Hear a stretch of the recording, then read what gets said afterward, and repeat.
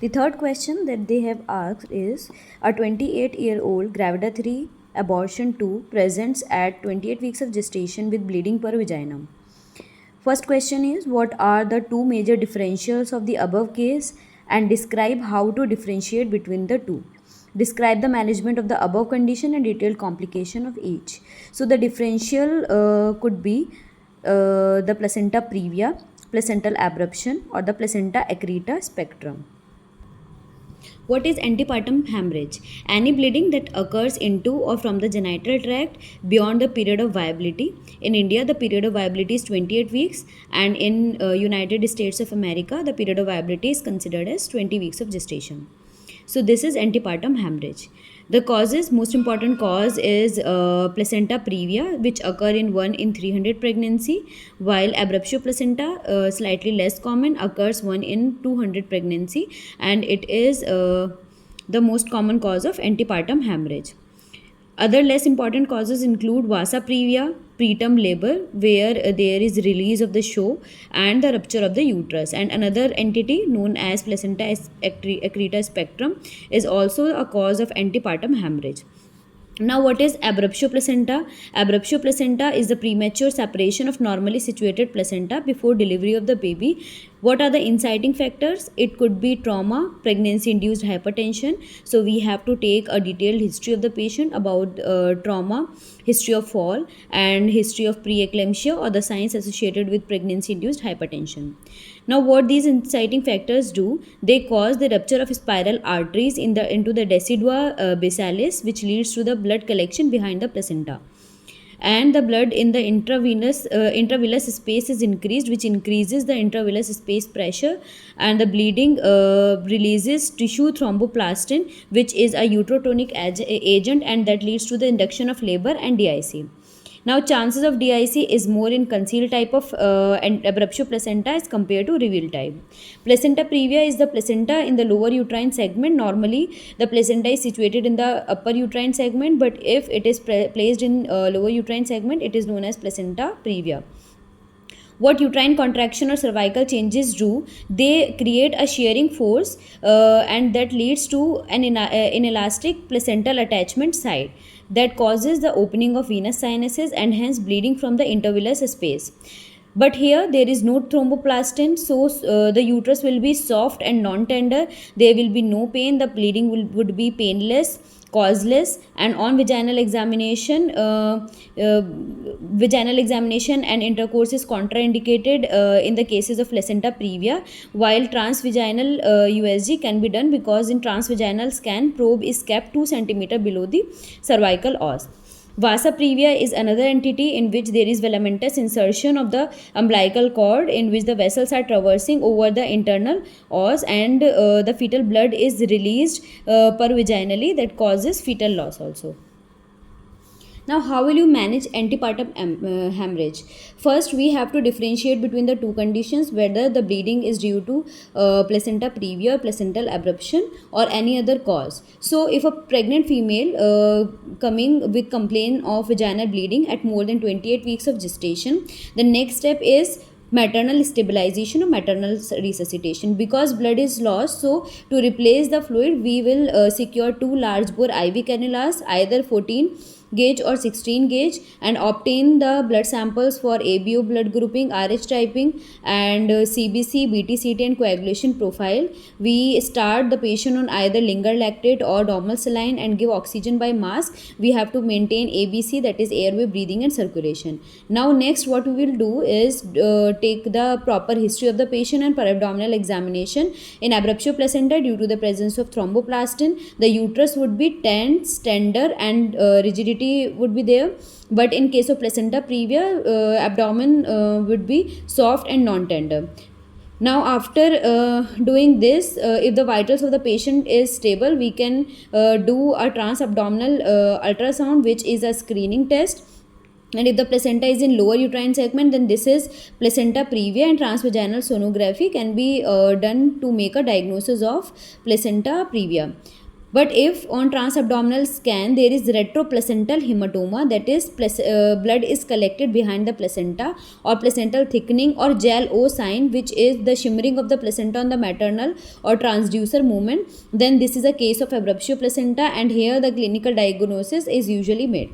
But if the patient's vital are not stable or there is fetal distress, then we have to take the patient for emergency cesarean section. There is no role of transabdominal scan in those patients with unstable vitals or in case of fetal distress. Now, USG is non-diagnostic to rule out placental abruption. Vaginal examination is also contraindicated unless we rightly differentiated between placenta previa and abruptio placenta. Now, what is placental migration?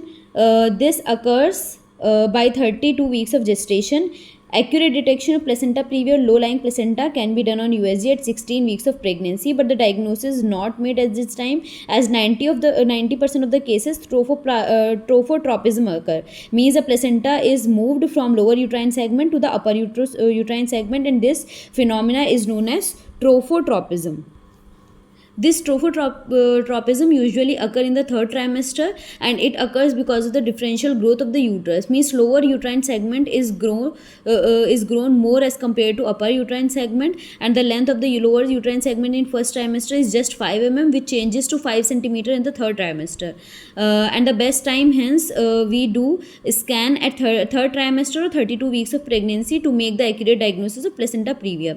If still the placenta is in upper uterine segment, then placenta previa diagnosis is discarded, and it is a normal pregnancy. While if the placenta is in lower uterine segment, even on 32 weeks scan, then we order scan at again at 36 weeks of gestation, and if placenta is still present in the lower uterine segment, then this is a confirmed case of placenta previa.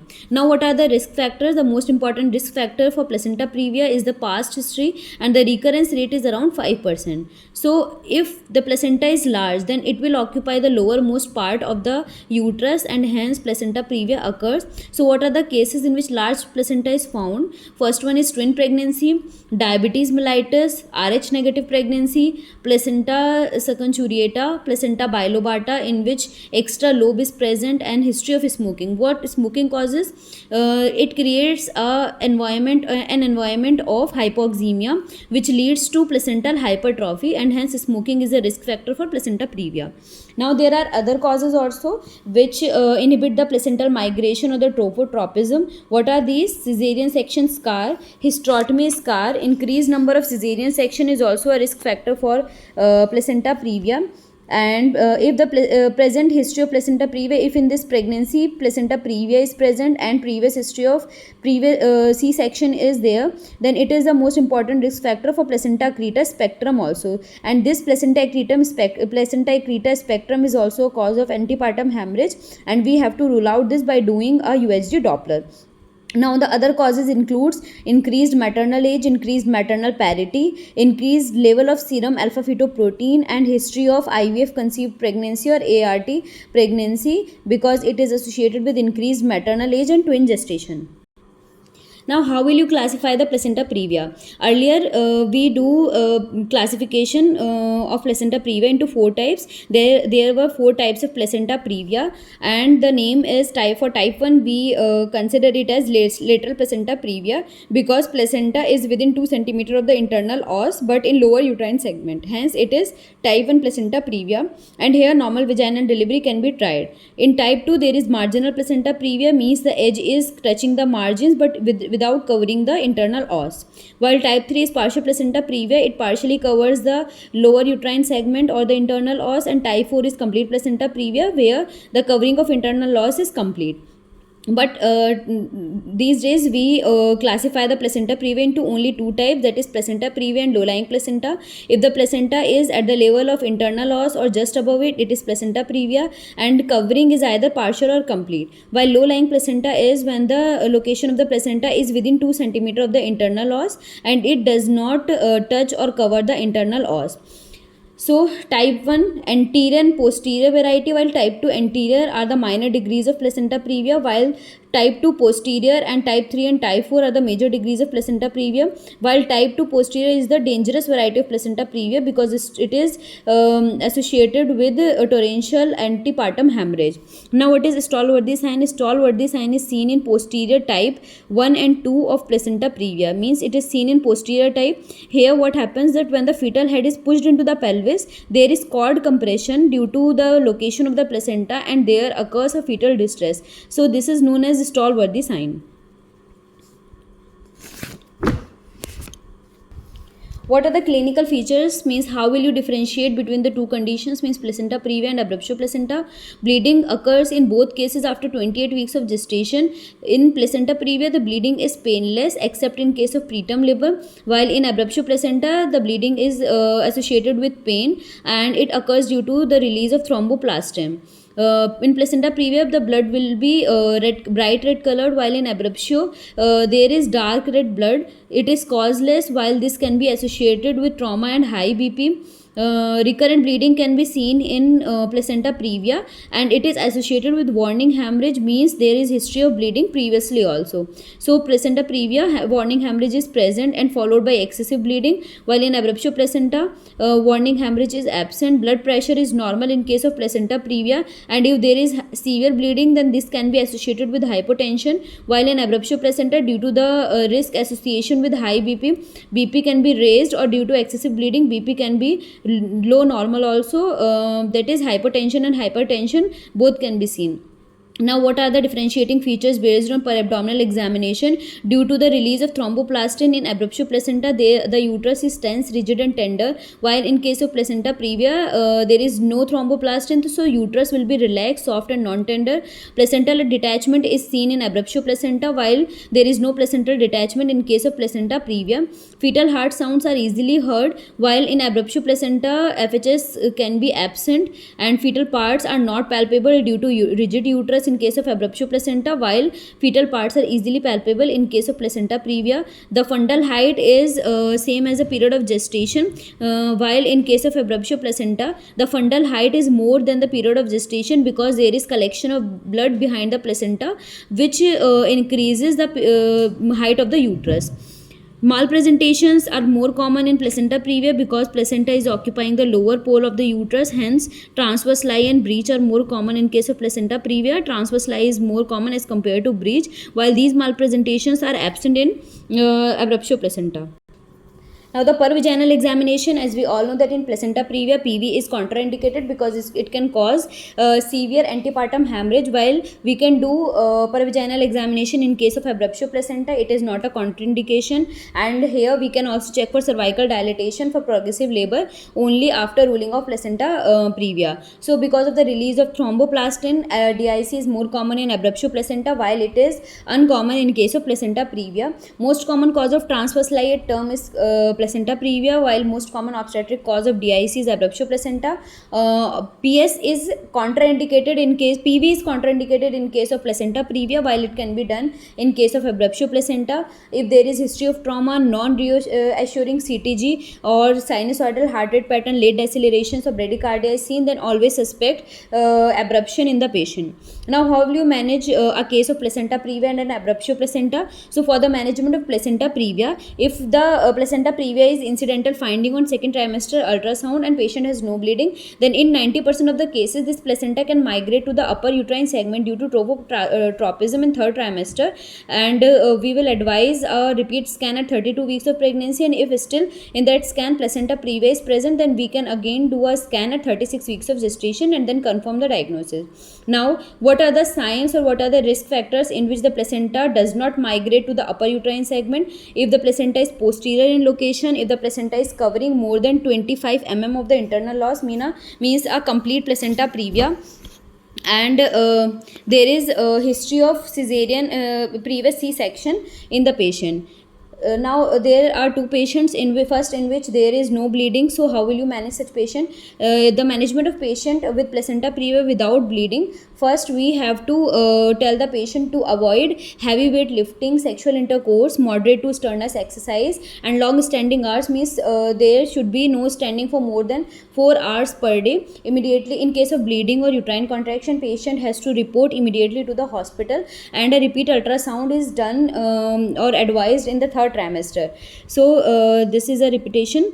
Means if USG is normal, then patient has to follow routine antenatal visits on 32 weeks of gestation. But if still placenta is in lower pole, then repeat TVS is done at 36 weeks of gestation. And if again this is normal, then a diagnosis either of placenta previa and low lying placenta is made. If there is placenta previa, means either placenta is partially or completely covering the internal os, then we do planned cesarean section as 36 to 37 weeks plus 6 days of gestation. While in case of low lying placenta, the location of placenta decides the management. Means if the placenta is lying within 1 centimeter of the internal os, then we have to do a cesarean section in a planned way. While if the placenta is between 1 to 2 centimeter of the internal os, then trial of vaginal delivery can be done. And in case of heavy bleeding, patient has to be taken for emergency C-section. Now, what is the importance of USG in patients of placenta previa? USG is used to confirm the diagnosis of placenta previa. Secondly, it detects the malpresentation, and third, it also helps in ruling out placenta accreta spectrum if there is association of previous cesarean with placenta previa. So in case of placenta previa, the cesarean section is generally taken in under neuraxial anesthesia, and if there are signs of DIC, then patient can be taken under general anesthesia also, and we prefer general anesthesia over neuraxial anesthesia. In all patients of placenta previa, USG color Doppler should be done to rule out placenta accreta spectrum. Now, how will you manage a patient who has placenta previa along with bleeding? So if bleeding is present, first step is maternal resuscitation. Then we will assess the patient for delivery, and if immediate delivery, either fetal distress or maternal vitals are unstable, then we will immediately take the patient for cesarean section. And this is the active management of third stage of labor. While in case of stable vitals, we will try to prolong the pregnancy to attain fetal lung maturity, and expectant management is given. Now, what is the difference between active management and expectant management in case of placenta previa with bleeding? If the patient's vitals are unstable or there is severe and persistent bleeding, even with stable vitals, CTG is showing fetal distress and gestational age is more than 34 weeks with significant blood loss, and there are congenital anomalies in the baby which are incompatible with life irrespective of the gestational age, a patient is in active labor, then we have to take the patient for immediate cesarean section. While if the patient's vitals are stable, there is no bleeding, CTG is normal, gestational age is less than 34 weeks, or the gestational age is more than 34 weeks but there is no blood loss, and there are congenital anomalies which are compatible with life, then we can wait or we can prolong the pregnancy by giving steroids and tocolytics, and then cesarean section is done around 36 to 37 weeks of gestation according to the maternal condition.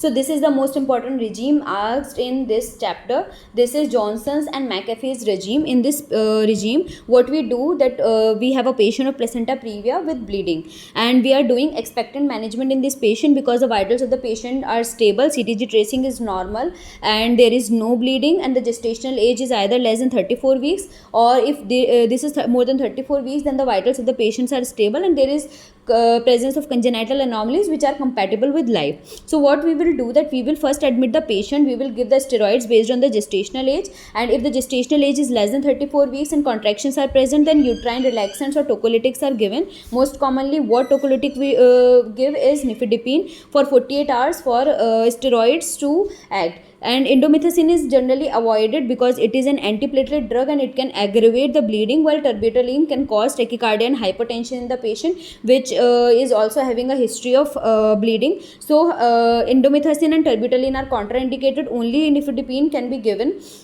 And if the gestational age is less than 32 weeks, then for neuroprotection of the baby, we can also advise magnesium sulfate. And if she is Rh negative, and because this is a bleeding episode, so there are chances of antibodies in the baby, formation in the baby. So we give anti-D if the patient is Rh negative. If there is anemia, means hemoglobin is less than 10 gram per deciliter, then when we will advise her for correction of anemia. Fetal monitoring is mandatory. We have to do an ST weekly, biophysical profile weekly, and growth monitoring on ultrasound also. There is no role of cerclage in placenta previa. And the termination of pregnancy usually we do at 36 to 37 weeks plus 6 days of gestation. If patient has no bleeding for a week on expectant management and transport is available within 30 minutes transit time to the hospital, then we can discharge the patient and follow up every 2 weeks till 36 weeks, and then ask the patient to come immediately if the labor starts or the bleeding occurs. Now the second condition is abruptio placenta.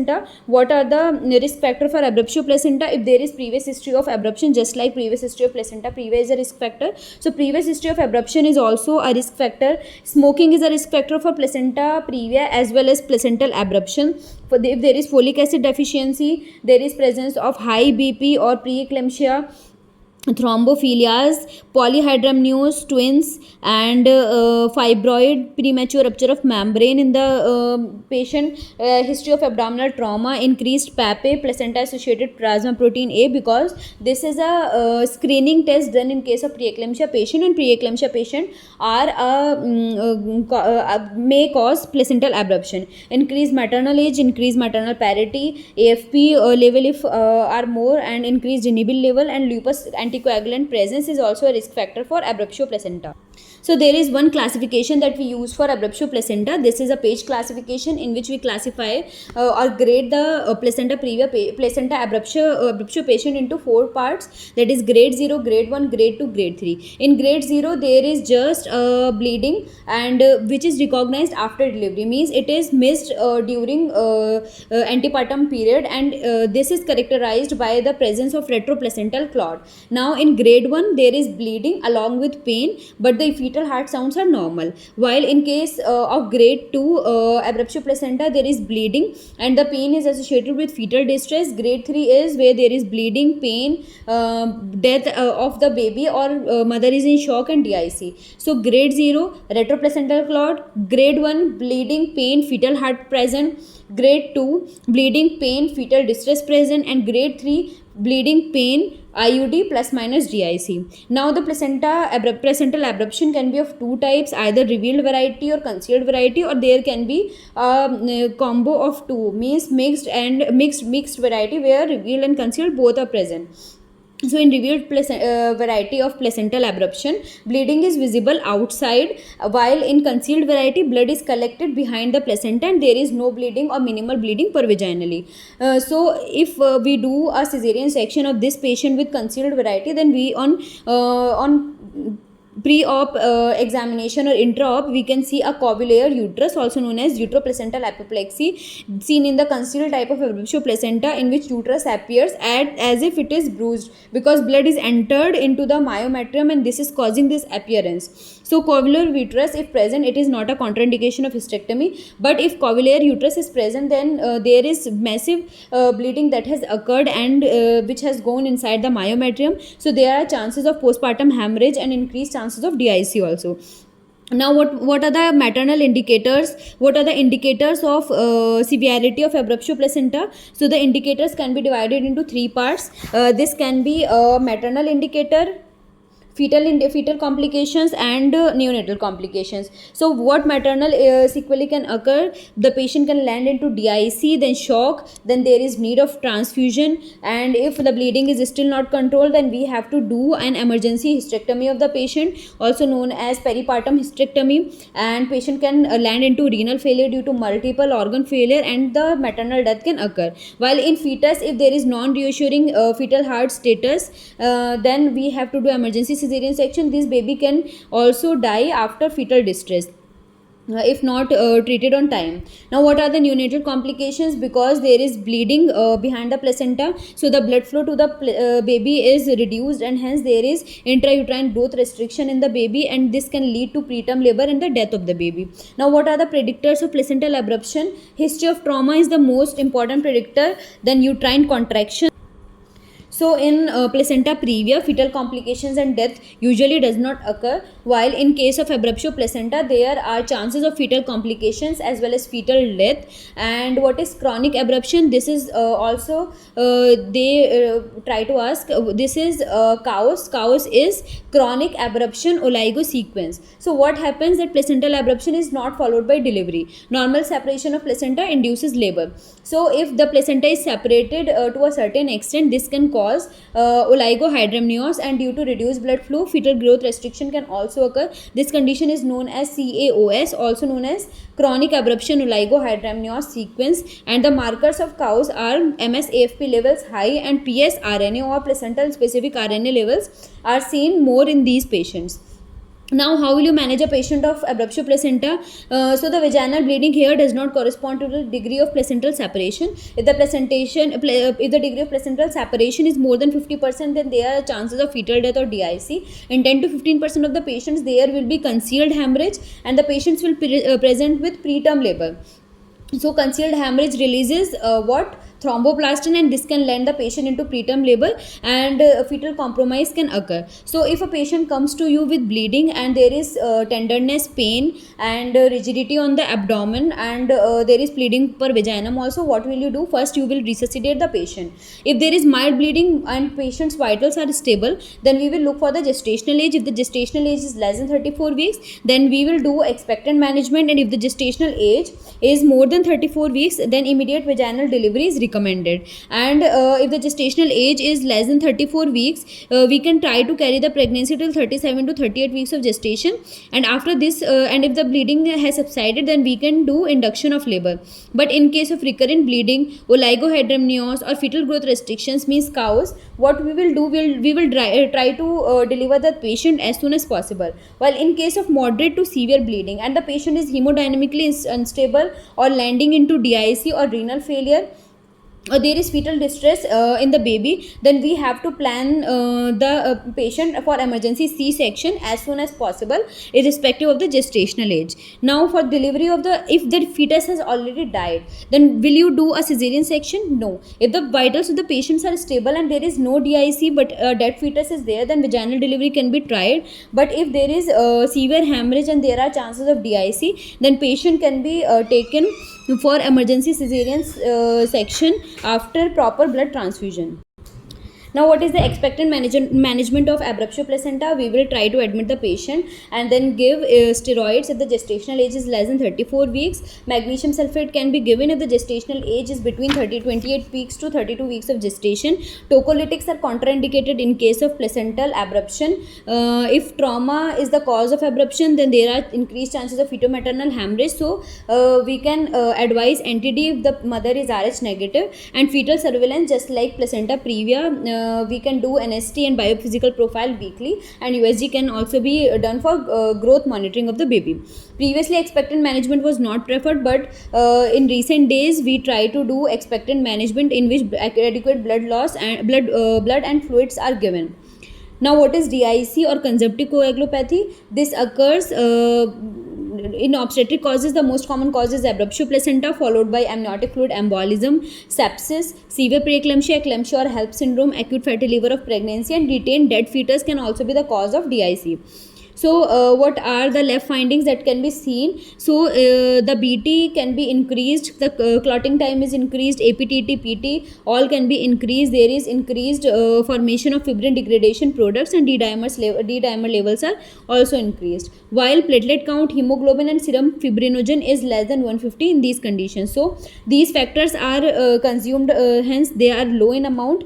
So, what is the management? If the patient is landing in DIC, we will try to give massive blood transfusion in a ratio of 1:1:1, means RBC, FFP and platelet. And the target hemoglobin is more than 7, fibrinogen is more than 300, platelet count is more than 50,000, APTT and PT less than 1.5 times of the control value.